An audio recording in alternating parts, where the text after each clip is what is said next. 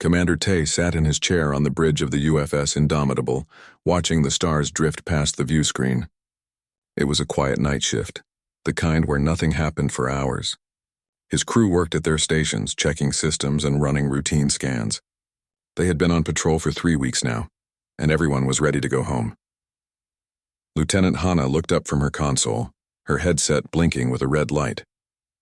She pressed a few buttons and frowned. "Commander, I'm picking up something strange." Tay turned to face her. "What kind of strange?" "A signal. It's weak and breaking up, but it's definitely artificial. And sir, it's not in any language I recognize." That got everyone's attention. The bridge crew stopped what they were doing and looked at Hana. Tay stood up and walked over to her station. "Can you clean it up?" Hana's fingers moved across her keyboard. "I'm trying. The signal is coming from very far away. Give me a minute." She plugged the data into the ship's computer and let the AI work on it. The waiting was hard. Minutes felt like hours. Finally, the computer beeped. Hana listened through her headset, her face going pale. "Commander, you need to hear this." She played it over the bridge speakers. At first it was just static and strange sounds. Then through the noise, words came through. The computer had translated them into English, but the voice behind them sounded desperate and afraid. "Under attack. Colony dying. Anyone, please. Help us." The bridge went silent. Everyone stared at the speakers as the message repeated. It was a distress call. Someone out there needed help, and they had been calling into the void, hoping someone would hear them. "Where is it coming from?" Tay asked. Hana worked quickly. "I'm triangulating now. Give me a few minutes." She pulled up star charts and ran calculations. The other crew members watched her screens, their own work forgotten. After what felt like forever, Hana pointed at a spot on the map. "There. It's coming from a system about 47 light-years away. No name on our charts. It's completely unexplored." Tay looked at the distance. That was far but not impossible. "Send everything to Fleet Command. Tell them we have a possible first contact situation." The message went out immediately. Tay knew this was bigger than him or his ship. This was the moment humanity had wondered about for centuries. Were they alone in the universe? The answer was playing on repeat through his speakers, begging for help. Hours passed. The crew stayed at their stations, none of them wanting to leave. They kept listening to the signal, and each time it played, it felt more urgent. These were real people dying somewhere in space, and right now, Earth was the only one who could hear them. Finally, Fleet Command responded. Admiral Day's face appeared on the main screen. He was an older man with gray hair and sharp eyes. "Commander Tay, I've reviewed your report." "This is unprecedented." "Yes, sir." "What are your orders?" Admiral Day looked tired, like he had been arguing with people for hours. "We're sending a fleet. 8 ships, including yours. I'll be commanding from the UFS Defiant. We leave in 6 hours. He paused and looked directly at Tay. "Commander, this could be a trap. It could be a mistake. But I'll be damned if humanity ignores someone calling for help. We're going to find out who sent that signal, and we're going to help them if we can." "Understood, sir. We'll be ready." The next 6 hours were chaos. Ships from across the system began moving toward the rally point. 2 massive carriers, 4 heavy cruisers including the Indomitable, and 2 supply ships. It was the largest fleet Earth had sent beyond their own space. On the Indomitable, the crew prepared for the unknown. Dr. Sung checked his medical bay 3 times, making sure he had supplies for any situation. He had been a battlefield doctor once, and the tone of that distress call told him he might need those skills again. Captain Yuna ran her fighter pilots through combat drills. She was in charge of 2 full squadrons, 48 fighters total. Her pilots were good, but they had never fought anyone except each other in training. If this was a trap, they needed to be ready. The fleet jumped together, entering faster than light travel in a flash of blue light. For 2 weeks, they traveled through the impossible space between stars. The crew tried to stay busy, but everyone felt the tension. They were going to meet aliens. Maybe they would be friendly. Maybe not. When they finally arrived at the system, alarms immediately started blaring. "Multiple contacts," shouted Ensign Minji from the sensor station. "I'm reading destroyed ships, debris fields, and..." Oh no, on the view screen the system appeared before them. It should have been beautiful. A yellow sun with 6 planets, rings of asteroids, and clouds of colorful gas. Instead, it looked like a graveyard. Pieces of ships floated everywhere. Some were still burning. Strange structures that looked like coral reefs made of metal were torn apart and drifting. Life signs? Admiral Day's voice came through on the fleet channel. Yes, sir, Minji replied. I'm detecting life pods. Dozens of them. And sir, there are ships still intact. They're not human designs. Show me. The view zoomed in on a large vessel. It was unlike anything humans had ever built. The hull was smooth and curved, with patterns that glowed softly.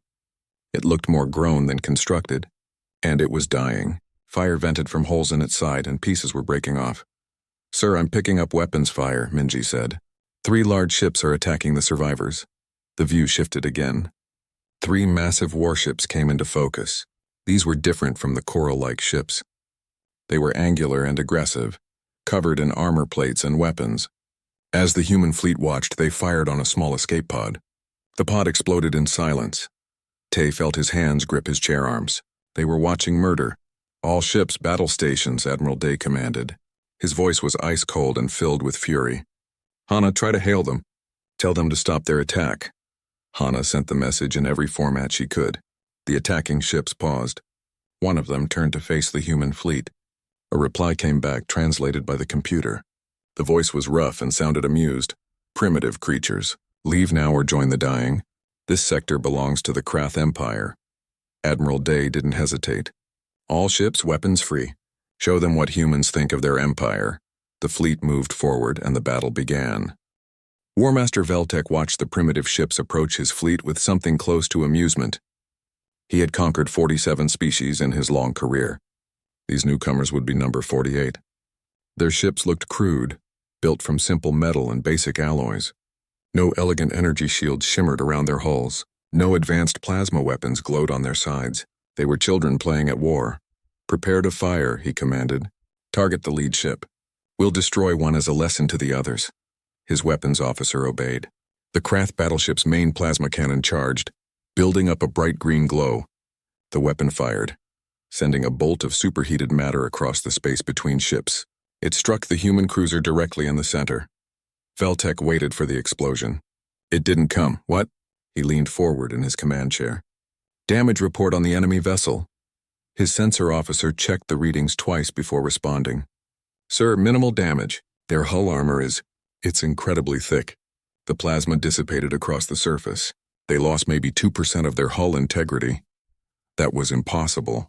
Plasma weapons could melt through most ship hulls in seconds. These humans had no shields, just raw armor, and it was thick enough to stop a direct hit. What kind of species built ships like that? He got his answer when the humans fired back. The Indomitable's railguns spoke with thunder that traveled through space as vibrations in the ship's hull. Solid metal slugs, each weighing several tons, accelerated to a fraction of light speed. They crossed the distance in heartbeats and slammed into the Krath shields. The shields held for exactly 2 seconds. Then they collapsed under the kinetic force. The slugs punched through the Krath battleship's light armor like it was paper. One struck the engineering section. The ship's reactor failed and power died across multiple decks. Veltek gripped his chair. All ships, evasive action. Return fire. The 3 Krath battleships began moving, trying to avoid the human weapons. But they were built for speed and grace, not the kind of brutal slugfest the humans seemed to prefer. More railgun rounds filled the space between fleets. Missiles followed, dozens of them, then hundreds. Sir, missile count is over 300 and rising, his sensor officer reported. That's enough firepower to destroy a small moon. The Krath point defense systems activated, shooting down missiles by the dozen. But there were too many. Some got through. They struck shields and armor, each one carrying a warhead that would be considered excessive for any normal combat situation. These humans didn't believe in subtle warfare. Commander Tay watched the battle from his bridge. Hana, any response to our hail? Nothing, sir. They're too busy trying to not die. Good. Tay felt a cold satisfaction. These Krath had been killing refugees and escape pods. They deserved what was coming. Weapons, keep firing. I want those ships disabled or destroyed. Captain Yuna's voice came through on the comm channel. Indomitable, this is Hunter Squadron. We're launching now. Confirmed, Hunter Squadron. Watch yourself out there. 48 human fighters launched from the 2 carriers. They were small, fast, and aggressive. Yuna led her squadron straight toward the Krath ships at speeds that made the enemy sensors blink in confusion. Human pilots could handle 12 G-forces during combat maneuvers. Most species passed out at 6. The Krath launched their own fighters, but the battle was over before it really began. Human fighters dodged and weaved through enemy fire with impossible precision. Their weapons were simple but effective, kinetic cannons that tore through the lighter Krath fighters. Yuna herself shot down 3 enemy fighters in less than a minute. "All ships form up on me," she commanded. "We're going for the damaged battleship. Target their weapon systems." The fighters swarmed like angry insects. They strafed the crippled Krath ship, their guns chewing through armor and destroying weapon turrets. The battleship tried to defend itself, but it was like swatting at flies with broken arms. Back on the Krath flagship, Veltek watched his fleet falling apart. One battleship was crippled and dead in space. Another was taking heavy damage from the human cruisers. His own ship was barely holding together, shields flickering under the constant barrage. "Sir, we need to retreat," his executive officer said. "We can't win this." Veltek wanted to argue, but he couldn't. These humans were monsters. No, that wasn't right. They were from a monster world. Everything about them screamed danger. Their weapons relied on brute force. Their armor was built to take punishment that would destroy any other ship. Their pilots flew like they didn't fear death. "How?" he whispered. "How did a species like this develop spaceflight?" His science officer had been running scans of the human ships. "Sir, I'm detecting their atmosphere composition. Oxygen concentration is at 21%. That's incredibly high. And their gravity readings suggest their homeworld has at least 1.3 times our standard." Veltek felt his blood run cold. High oxygen meant fires burned hotter, and animals needed to be stronger. High gravity meant everything was heavier, denser, more robust. These humans came from a death world, a planet so harsh that evolution turned them into living weapons. "Send the retreat signal," he ordered.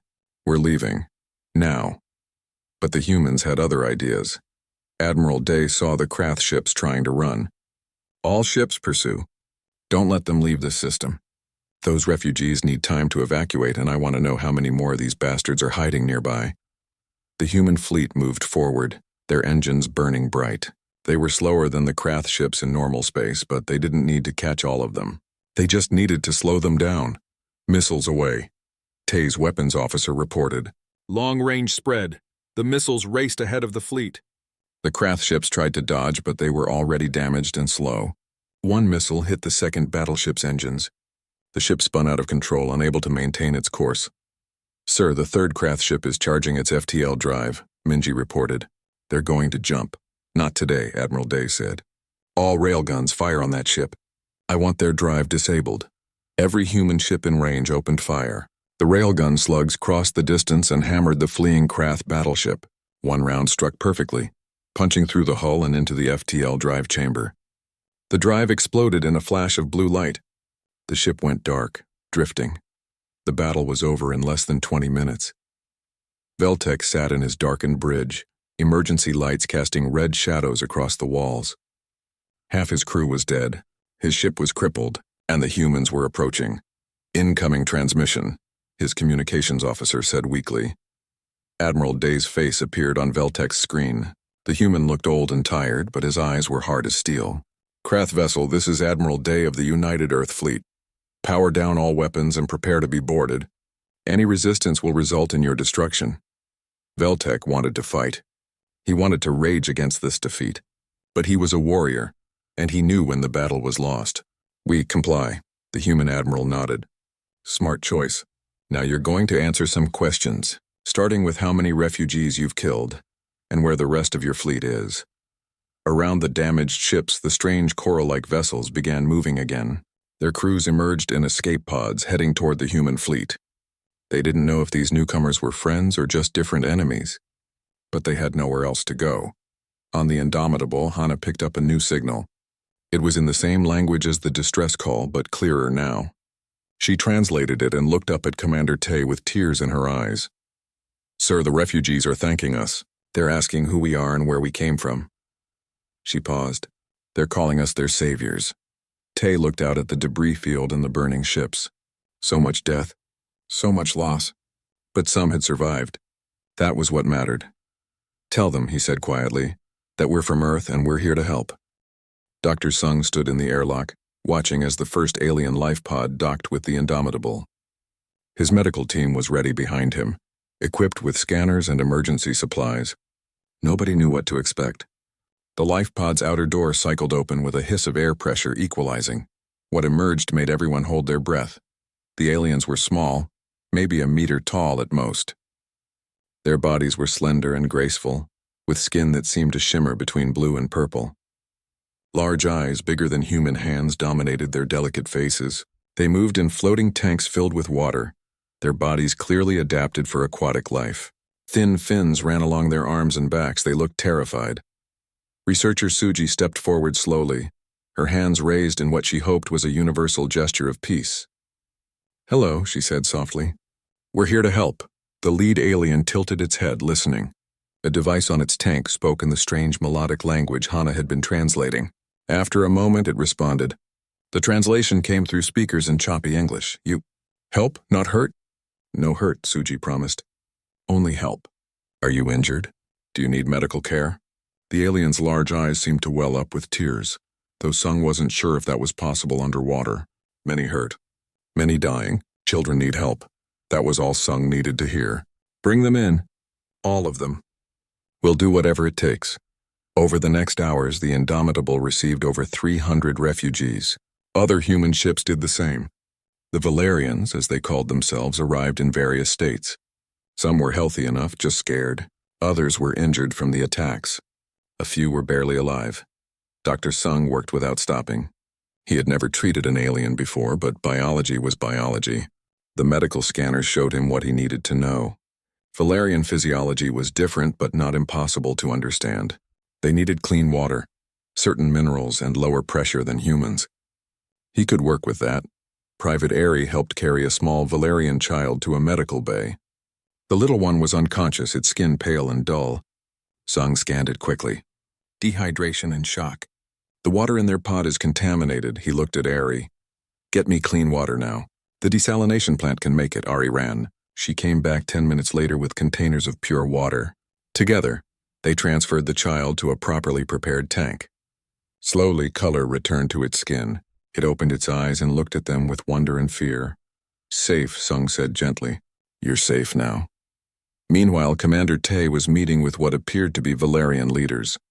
They gathered in a room that had been hastily modified with water tanks. Lieutenant Hana was there too, helping with translation as the AI learned more of the language. The eldest Valerian, whose name translated roughly as Current Walker, spoke for his people. His voice through the translator was heavy with grief. "We are the last," he said. "Of all the Valerians, only 40,000 remain. Our worlds are gone. Our cities are destroyed. The Krath have hunted us for 10 cycles, killing us wherever they find us. We ran and ran, but there was nowhere left to go." Tay felt his chest tighten. 10 cycles? You mean 10 years? Yes, 10 years of genocide. They want our worlds because they have water. Rich, clean water that the Krath need for their colonies. So they killed us to take it. Hana's hand shook as she worked her console. She looked at Tay with horror in her eyes. "Commander, 300 million. That's how many Valerians existed before the Krath came. Now there's 40,000. They killed 99% of an entire species." The room went silent. Tay had served in wars before. He had seen death. But this was different. This was systematic murder on a scale he couldn't comprehend. "Why didn't you fight back?" Current Walker's large eyes dimmed with sadness. "We are not warriors. We are artists, philosophers, swimmers of deep waters. We built beautiful things and sang songs to the currents.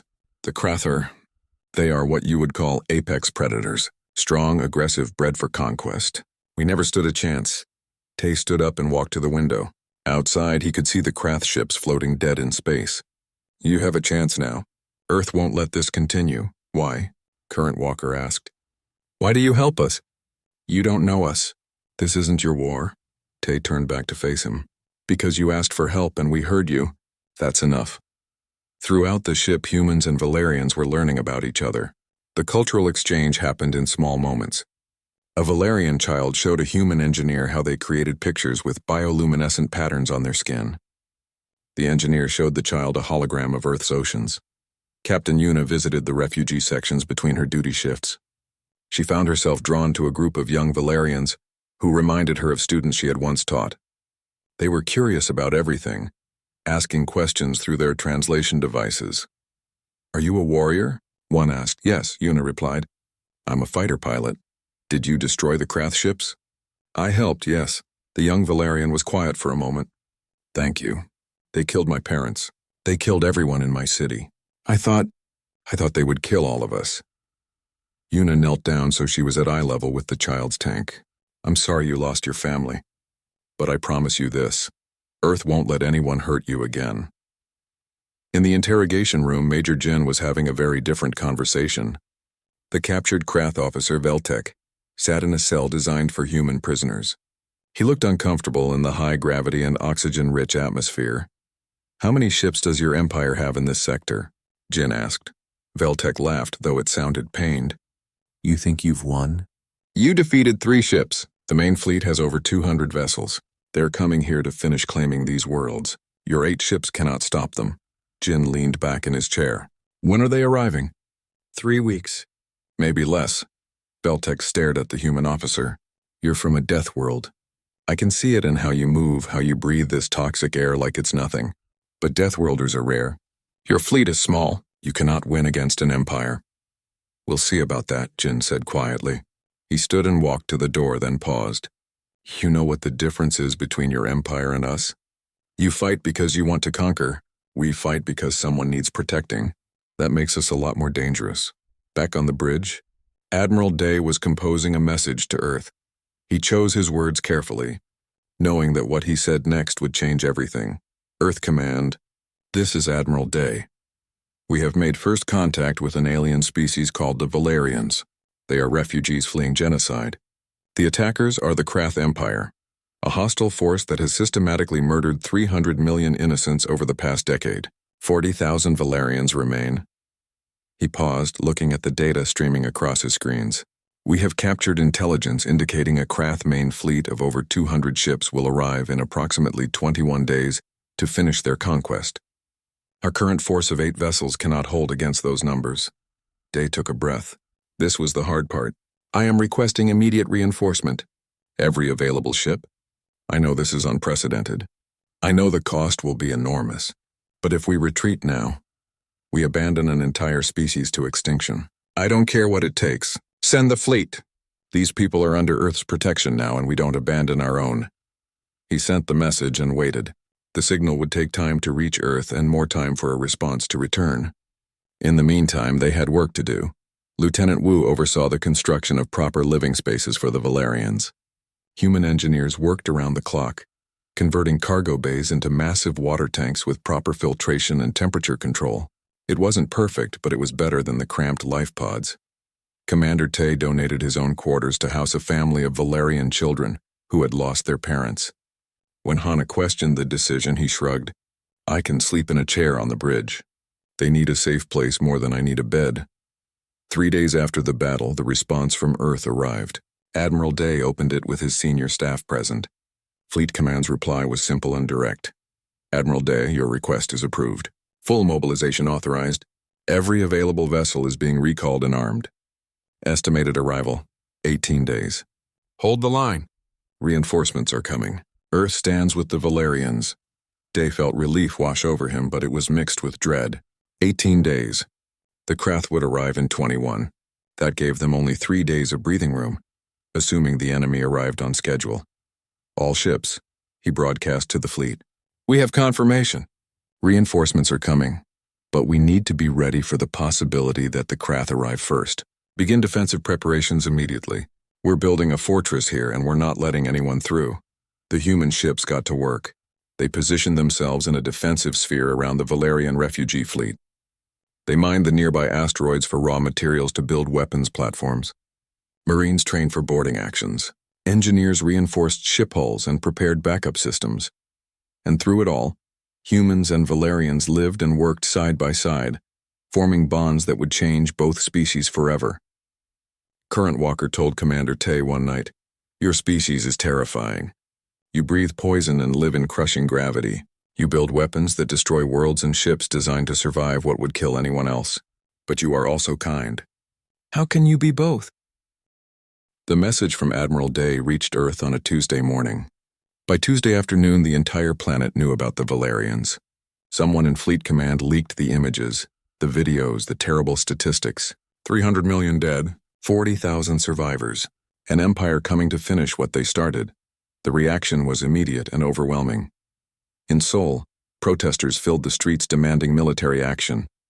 In Lagos, the Pan-African Space Coalition held an emergency meeting and committed every warship they had. In New York, the United Nations convened within hours, and for once nobody argued about borders or politics or old grudges. The debate lasted 10 minutes before the vote came. Unanimous approval for military intervention. Rear Admiral Nari received her orders while eating breakfast.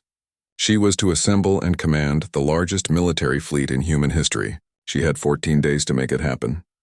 "This is impossible," she told her staff as they looked at the numbers. "We need to gather ships from across the system, coordinate logistics, organize command structures, and somehow get everyone to work together. It can't be done." Her executive officer, a young commander named Bowman, smiled. "Since when has impossible stopped humans?" Nari looked at the determination on her crew's faces and felt something stir in her chest. Pride maybe, or hope. "You're right. Let's do the impossible. Send the recall order to every vessel in the fleet. And I mean every vessel." The call went out across human space. Every military ship, from the newest carrier to the oldest patrol boat, received orders to report to Rally Point Orion. But the military response was only the beginning. Cargo hauler Captain Minho was halfway through a supply run when he got the news. His ship, the Lucky Dragon, carried food and mining equipment. It wasn't armed. It wasn't armored. But when he heard about the Valerians, he made a decision. "Change course," he told his crew. "We're going to Rally Point Orion." His first officer looked at him like he was crazy. "Captain, we're a cargo ship. What can we do in a war? We can carry Marines. We can transport supplies. We can do something." Minho thought about the images he had seen. The Valerian children in their water tanks, scared and alone. "I'm not sitting this one out. Anyone who wants to leave can take a shuttle back to port." "But I'm going." Nobody left. And Minho wasn't alone. Across human space, civilian captains made the same choice. Mining ships armed themselves with whatever they could find. Transport vessels volunteered to carry troops. Even old colony ships dusted off their engines and offered to help. Within a week, Rally Point Orion looked like a metal city in space. Military vessels arrived first, the sleek warships taking up defensive positions. Then came the carriers, massive ships holding hundreds of fighters. Cruisers and destroyers formed wings. Supply ships created a logistics network, and behind them came the civilians. 37 cargo haulers, 14 mining ships, and 9 converted colony vessels. They looked out of place among the warships, but nobody turned them away. Every ship was welcome. Every crew wanted to help. Rear Admiral Nari stood on the bridge of her new flagship, the UFS Victory, and watched the fleet assemble. She had never commanded anything like this before. 89 ships, 12 carriers, 23 heavy cruisers, 34 destroyers, and 20 armed civilian vessels crewed by people who had never fired a shot in anger, but were willing to try. "How do we organize this?" asked Captain Unji, who commanded one of the fleet's newest ships, the experimental UFS Thunderstrike. "We have crews from different nations, different training programs, different command structures. This could be chaos." "Then we make it organized chaos," Nari replied. She activated the fleet-wide comm. "All vessels, this is Rear Admiral Nari. I know you come from different places, different backgrounds. But right now, we are one fleet with one mission. Protect the Valerians and stop the Krath. We have 12 days to learn to work together. Let's get started." The training began immediately. Ships ran coordinated drills. Fighters practiced formation flying. Marines rehearsed boarding actions. It was messy at first with miscommunications and mistakes, but humans were adaptable. They learned fast. Captain Unji's ship drew a lot of attention. The Thunderstrike carried humanity's first experimental plasma weapon, reverse-engineered from captured Krath technology. But the human version was different, bigger, more powerful, the kind of thing that only made sense to a species that believed more firepower was always the answer. "Will it work?" Nari asked during an inspection. Unji smiled. "Only one way to find out. The simulations look good, but we won't know until we fire it in real combat. Let's hope we get the chance." While the military prepared, Something else was happening back on Earth. Diplomat Hyun had been assigned as humanity's official ambassador to the Valerians. She studied everything available about their culture, their language, their history. It wasn't much, but it was a start. She recorded a message and sent it to Admiral Day's fleet. To the Valerian people, this is Diplomat Hyun of Earth. We are coming to help you. But more than that, we want to know you. Your art, your music, your stories. If the worst happens, if we cannot save everyone, know this. We will preserve your culture. Your civilization will not be forgotten. You will live on through us. The message reached the Valerian refugees and spread among them like hope. They began sharing everything they could. Songs, poems, histories, artwork. Human archivists worked day and night to record it all, preserving a culture that was being murdered. A young Valerian artist named Kai created a piece showing humans and Valerians together, protecting each other. It became a symbol, shared across both species. Humans started wearing it on their uniforms. Valerians painted it on their tanks. Back at Rally Point Orion, the fleet was almost ready. Nari reviewed the final numbers with her staff. 89 ships, 400 fighters, 12,000 Marines, 20,000 crew members. It was the largest military force Earth had ever assembled. When do we leave? Asked Bowman. 6 days, Nari said. That gives us time for final checks and puts us at the rally point with 2 days to spare before the Krath arrive. Assuming they're on schedule. And if they're early? Nari didn't answer that. She didn't have to. 5 days before departure, something unexpected happened. The civilian volunteers organized themselves into a formal unit. Captain Minho of the Lucky Dragon became their informal leader. He met with Nari to discuss their role. Admiral, we know we're not warships, but we can help. We can transport supplies, evacuate wounded, carry refugees if needed. Don't waste military vessels on logistics when we can do it. Nari studied the earnest man in front of her. He was a cargo captain, not a soldier, but he had crossed space to fight for people he had never met. You understand the risk. If the Krath break through, you'll be targets. We understand. We're here anyway. Nari extended her hand. Then welcome to the fleet, Captain. We're glad to have you. The departure day arrived. 89 ships prepared to jump together, the largest coordinated FTL jump ever attempted. Nari stood on her bridge, surrounded by her crew.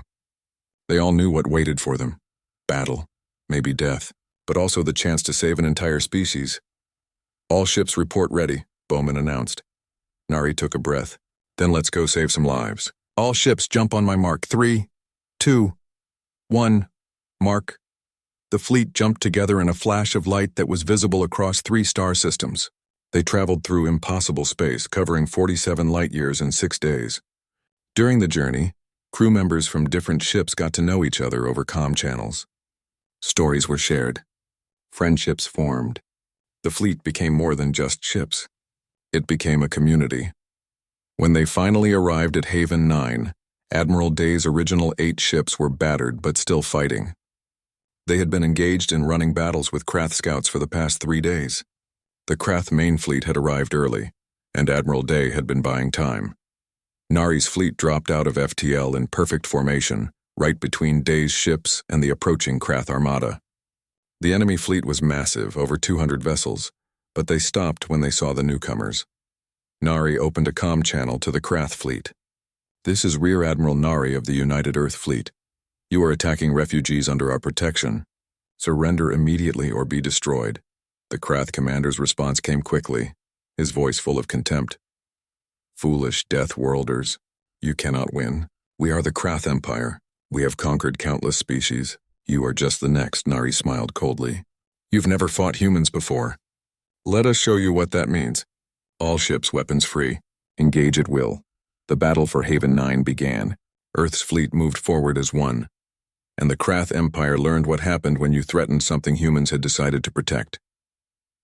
Behind the battle lines, the Valerian refugees watched in awe and terror as the 2 greatest fleets in this sector of space prepared to destroy each other. Current Walker stood with Commander Tay on the Indomitable's bridge.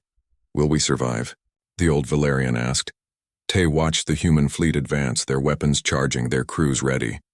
Yes, he said with absolute certainty. Yes, you will, because Earth doesn't give up on its friends. The final battle had begun, and the galaxy was about to learn what Deathworlders could really do. High Admiral Cormac of the Krath Empire had conquered 17 star systems in his career. He commanded 237 warships, the largest fleet the Empire had sent into this sector in decades. When he saw the human fleet, he actually laughed. 89 ships? They bring 89 ships against my armada? He turned to his officers. This will be over in an hour. Forward fleet, engage. Destroy them! 50 Krath battleships moved forward in perfect formation.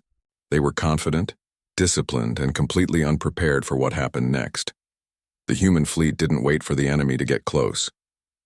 Railguns opened fire from maximum range. Thousands of solid slugs crossed the space between fleets, moving at speeds that made them nearly impossible to dodge. The Krath shields lit up as impacts hammered them, and within seconds the first shield collapsed. Impossible, Cormac whispered. They can't have that much firepower. Not from that distance, but they did. Humans had spent centuries developing weapons to fight each other. They knew how to kill. The railgun barrage continued unrelenting, and more Krath shields began failing. When the shields dropped, the armor underneath couldn't handle the kinetic impacts. Ships began breaking apart. Captain Yunji's experimental ship, the Thunderstrike, moved into position. "Charging main weapon," she announced to her crew. This better work. The plasma cannon, rebuilt and improved by human engineers, powered up. It drew energy from the ship's main reactor, building up a charge that made the air hum with electricity. When it fired, a beam of superheated plasma as thick as a building lanced across space.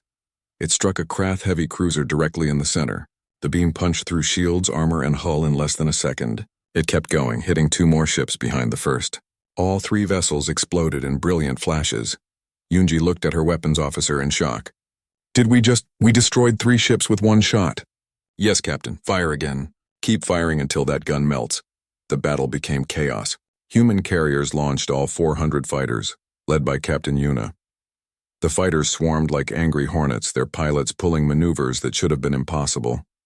Krath pilots tried to match them but couldn't. Human pilots could handle forces that would kill anyone else. Yuna's squadron hit a Krath battleship from 3 directions at once. Their weapons chewed through the ship's point defense and tore into weapon systems. "All wings, focus fire on the engines. Let's leave them dead in space." The battleship's drives exploded and the massive vessel went dark. It was still intact, but it couldn't move or fight. Across the battlefield, human fighters were doing the same thing to dozens of ships. Admiral Day's original 8 ships, battered from days of fighting, joined the main fleet. Commander Tay brought the Indomitable alongside Admiral Nari's flagship. "Good to see you, Admiral. We were starting to worry." "Sorry we're late," Nari replied. "Had to bring some friends." "How are your ships holding up?" "We're functional, ready to finish this." The combined human fleet pressed forward. They weren't elegant. They didn't use sophisticated tactics. They just hit hard over and over with weapons that seemed designed to crack planets. The Krath fleet, used to fighting species with advanced shields and light ships, had no answer for this brutal approach. Major Jin led his Marines in boarding actions. When Krath ships were disabled, human boarding pods attached to their hulls and cut through. The Marines that poured inside were nightmares to the Krath warriors. Humans were stronger, faster, and more aggressive than anything the Krath had faced. A single human Marine in powered armor could fight through a dozen Krath soldiers. Jin personally led a team onto a Krath command ship. The fighting was brutal and close. Krath warriors were skilled, but they fought in 1.6 gravity. Humans trained in triple that on Earth. Every punch from a human Marine hit like a hammer. Every movement was faster than the Krath could track. They secured the ship's bridge in 10 minutes. Jin stood over the defeated Krath commander and spoke into his comm. "Admiral Nari, we've taken their command ship." The whole crew just surrendered. "Excellent work, Major. Hold position and secure all data files." High Admiral Cormac watched his fleet disintegrate. 40 ships destroyed, 70 more damaged. Human casualties minimal. A few damaged vessels, maybe 10 destroyed fighters, but nothing critical. This wasn't a battle. It was a slaughter. "Sir, we need to retreat," his second-in-command urged. "We cannot win this." "Retreat? We outnumber them more than 2 to 1. Numbers don't matter against these creatures. They're Deathworlders, sir. Real Deathworlders. Not just a harsh planet, but a world that creates monsters. We need to leave now or we'll lose everything." Cormac looked at the tactical display. His officer was right. In 30 minutes of combat, the humans had destroyed or disabled nearly half his fleet. If they continued, the entire armada would be wiped out. Send the retreat order. All ships withdraw immediately. But the humans weren't letting them go. Admiral Nari saw the Krath fleet beginning to turn. All ships pursue. Don't let them regroup. If they run, we chase them out of this system and into the next. These people tried to commit genocide. They don't get to just leave. The human fleet accelerated. Their engines, built for a high-gravity species, pushed harder than Krath engines ever could. The chase went on for hours, with human ships picking off stragglers and damaged vessels. The Krath ran for the system's edge, desperate to reach the safety of FTL jump points. Captain Minho's civilian fleet moved in behind the military vessels. All civilian ships prepare to receive wounded and recover survivors. Military vessels focus on the fight. We'll handle the rest. The cargo ships and transports became mobile hospitals and rescue vessels. They pulled human pilots from damaged fighters, recovered escape pods, and kept the military fleet supplied with ammunition and parts. The civilians had found their role and they executed it perfectly. As the battle moved toward the system's edge, something unexpected happened. The remaining Krath fleet, now down to fewer than 100 functional ships, suddenly stopped running. They turned to face the humans one more time. High Admiral Cormac opened a channel to the human fleet. His voice was tired and defeated. "We surrender, please, no more. We surrender." Rear Admiral Nari looked at her tactical display. They could destroy the remaining Krath ships easily. Part of her wanted to. These were the same aliens who had murdered 300 million innocents. But she thought about what that would make humanity. All ships cease fire. Maintain targeting locks, but do not shoot. She opened a channel to Cormac. "If you're surrendering, then lower your shields and power down all weapons. Any ship that fires will be destroyed immediately." One by one, the Krath ships complied. Their shields dropped. Their weapons went dark. It was over. The Battle of Haven 9 lasted 6 hours. Human losses: 14 fighters destroyed, 3 cruisers heavily damaged, 1 destroyer lost with all hands. Krath losses: 143 ships destroyed or captured, the rest damaged and surrendered. In the days after the battle, the real work began. Diplomat Hune arrived with a team of negotiators. The Krath Empire, shocked by their first major defeat in centuries, sent representatives to discuss terms. The negotiations were tense. "You will withdraw from all Valerian territories immediately," Hyun stated. "You will pay reparations to the survivors, and you will sign a non-aggression treaty with Earth and all species under our protection." The Krath diplomat hissed in anger. "You cannot dictate terms to an empire." Hyun leaned forward, her eyes cold. "Your admiral tried to commit genocide. Your empire has murdered hundreds of millions of innocents. You're lucky we're offering terms at all. The alternative is we destroy every Krath military vessel in this sector. Choose." The Krath chose peace. The treaty was signed 3 weeks later. 6 months after the battle, the Valerian refugees had established a new home. They called it New Haven, built on a water-rich world with human help. The colony had massive oceans, floating cities designed by Valerian architects and built by human engineers, and a combined defense fleet that patrolled constantly. Current Walker stood with Commander Tay, now promoted to Admiral, watching Valerian children play in the colony's main habitat. The kids splashed in clean water, their bioluminescent patterns flashing with joy. Human children played nearby, some in water suits trying to learn the Valerian language. "We will never forget what your people did for us," Current Walker said. "You came when we called. You fought when we couldn't. You gave us hope when we had none left." Tay smiled. "You're not just allies anymore. You're friends. That's what we do for friends." News of the Battle of Haven 9 spread across the galaxy. Other species, some oppressed by the Krath or other empires, heard about the humans. The Deathworlders who came from a nightmare planet, but who fought for justice. The species that answered distress calls and protected refugees. First contact multiplied. Within a year, Earth had formal relations with 17 alien species. Some were curious. Some were grateful. All were cautious. Humans were strong, maybe too strong, but they seemed to use that strength for good. A new galactic organization formed, the Coalition of Free Worlds. Earth and the Valerians were founding members. Other species joined, seeking protection or simply friendship. The age of empires built on conquest was ending. A new age was